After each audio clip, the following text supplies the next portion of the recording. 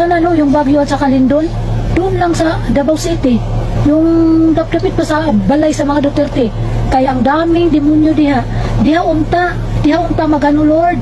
Dito unta magbagyo, maglinog dito sa Davao City. Kay daghang kang demonyo diha Lord para mawala ng mga demonyo. Dito unta maglinog Lord. Ilunop ang Davao City Lord. Ihurot og lunop para wanay mga demonyo sa Pilipinas. Anong nakaingon man kadam nga daghag demonyo diri sa Davao?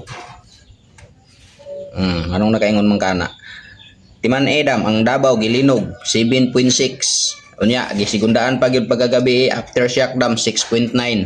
Katong 7.6 mas kusog pa sa nahitabo sa Bugo. Cebu. Oh, karon dam. Asa man ang mas daghan og kaswalte? Katong 6.9 o kaning 7.6 diri nga nahitabo sa mua sa Davao. Ang Davao dam gilinog 7.6 pero walay kaswalti ang Davao dam. Nya maingon kag daghag demonyo diri sa Davao.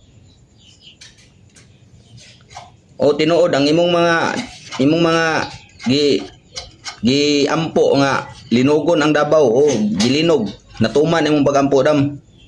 Pero walay nahitabo nga mga kaswalti, walay mga namatay, walay mga na-damage nga mga building, walay building nga nangaguba.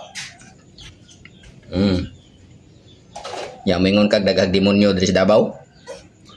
Unsa giday ang gibuhat sa imuha sa mga taga Davao day? Unsa day gibuhat imuha ni Tatay Digong nga ingon ana naman lamang gyud ka dako ang imuhang kasuko diri sa mga taga Davao. Kana imong gipanulti da munta mo balik na sa imong pamilya, mo balik na sa imong mismo. Oh, nay bagyo, nay linog mabot diha sa inyong lugar ug taga-asa man ka unta imong pamilya ikaw una ang maigo. Ang Ginoo dam nagtan-aw sa imuha, naminaw sa imuha, nakakita sa imuha dili bungol, dili butang ang Ginoo karon. Nagtan-aw na imong gipanulti. Mo balik sa imuha na imong gipanulti dam.